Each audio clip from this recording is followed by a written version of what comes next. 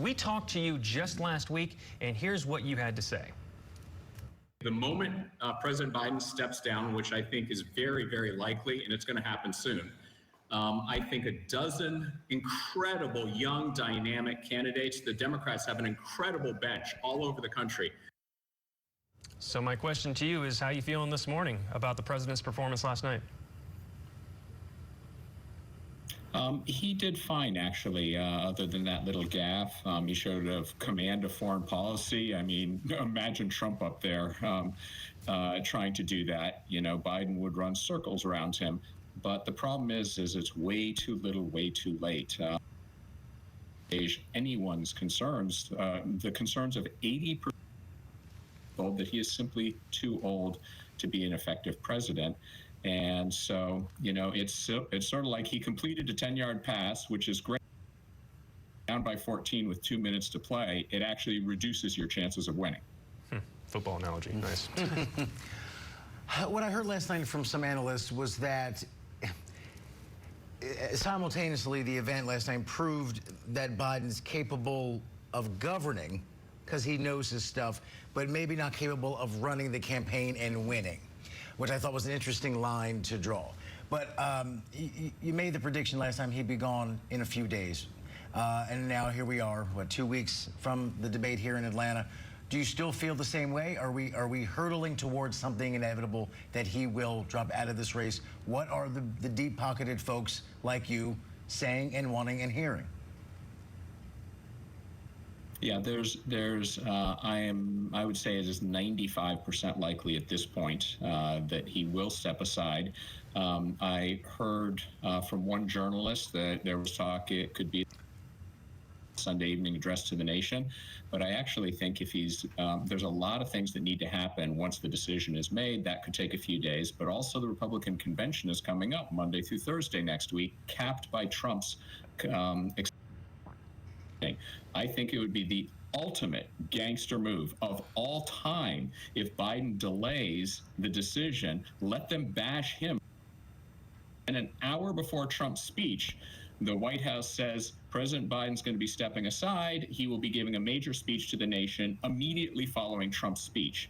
It would absolutely suck all the air out of the room. It would be much too late for Trump to change his speech. And then there would be an incredible contrast between, you know, a ranting, rambling Trump and then an American patriot doing the right thing for his party and his country immediately thereafter.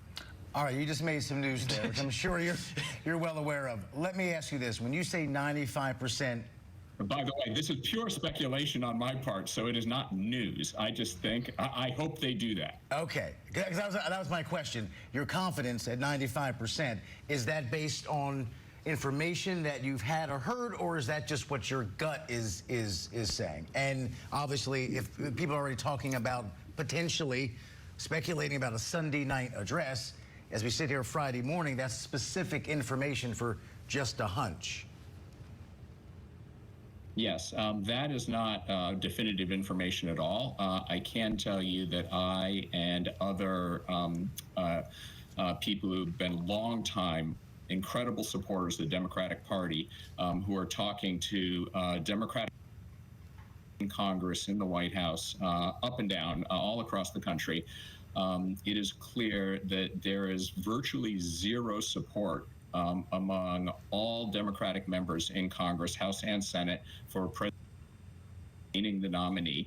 And that will be communicated with them. A lot of people have held back on saying so publicly because they feel a private approach that lets him exit with dignity is better, and also didn't want to undermine him during this that just ended. But the dam has clearly broken, and now it's a question of when, not if, he steps aside. And when it comes to the money, who would you and other big donors gravitate towards? Are we looking at a Vice President Kamala Harris, or maybe a Governor Gretchen Whitmer, Governor Gavin Newsom? Who are you guys eyeing? Yeah, I've heard at least 20 names circulating. I probably know half of these governors and personally, and every single one of them is incredible and has a lot to offer, and I hope as many of them as possible throw their hats in after President Biden steps aside. Then I'll have to see which ones I want to support. It's going to be certainly a little chaotic, but I think it will absolutely rivet the nation's attention. It will be incredibly exciting, energetic, enthusiastic, and all the attention, instead of being in a negative way 24/7 right now, on a negative toward the Democratic Party and we're doomed in the election and so forth.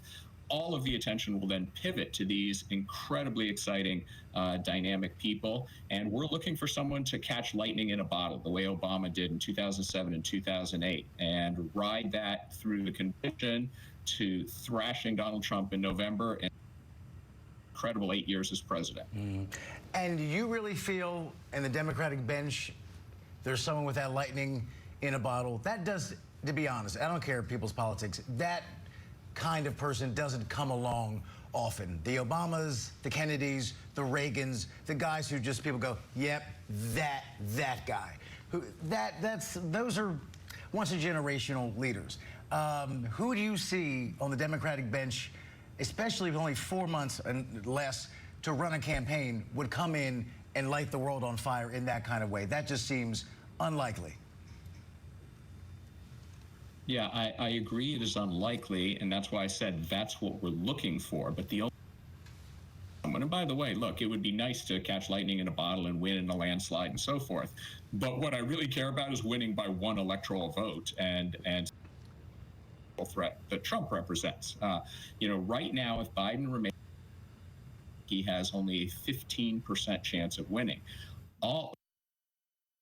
Give me somebody who makes it a jump ball, who gives me a 50-50 shot of winning.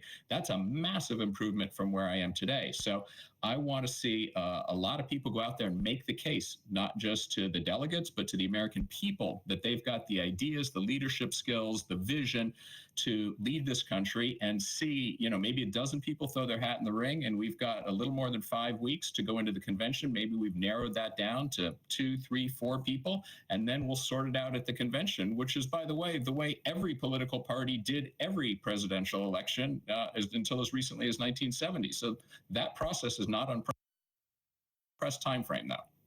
Despite your belief and confidence that he will likely step aside, publicly last night on display was him insisting that he's staying in this race and that he's going to beat Donald Trump. Is there anything that President Biden can say or do to change your mind?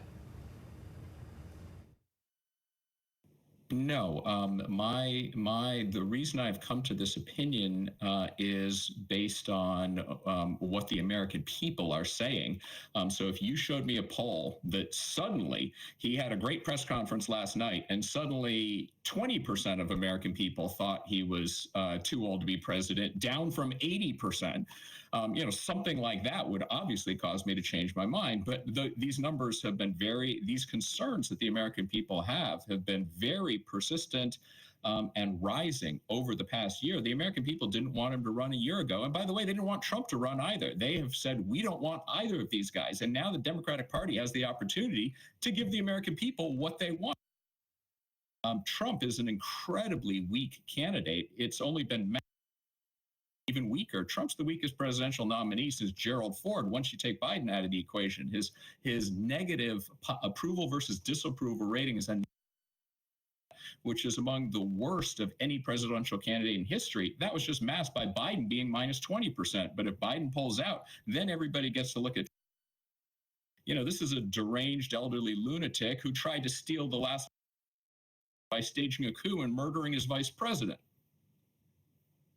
Last thing before we let you go, and I know that we're getting a few glitches in the audio, but this is riveting, so I'd glitch away, because this is the conversation I think is so important. Are you envisioning a scenario that after Biden steps down, if you're right about that, we don't know, but if you're right about that, are we talking about an immediate ascension of Vice President Harris, or would you rather see things go to the convention floor in Chicago and be a little messier? I see a little bit of both. I am absolutely emphatically opposed to simply anointing or coronating Harris as the nominee. I think there would be an absolute outcry among all Democrats at the party bosses or Biden candidate down our throats.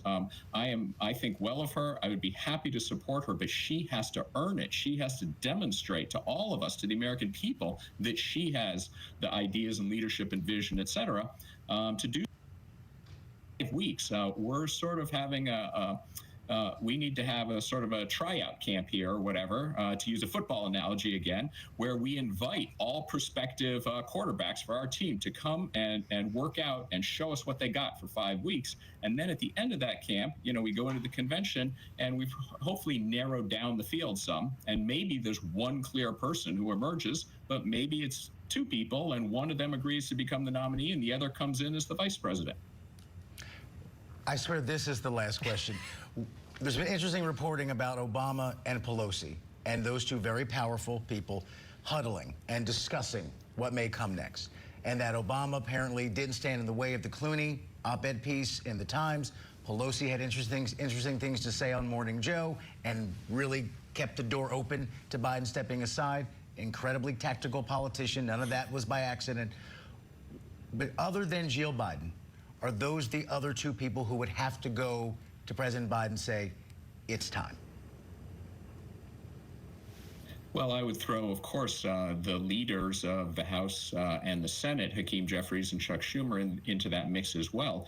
But everything I am hearing from people talking directly to senior leadership, and I don't want to say more than that, but there is absolute unanimity that the leadership of the party needs to go to President Biden and say, for the good of our party, for the good of the country, it is very clear that it is almost impossible for you to win at this point and that you need to step aside. And I expect that conversation to happen over the weekend. Whether they delay the announcement, I hope they delay it till the eve of Trump's convention speech. That would just be the most gangster political move of all time.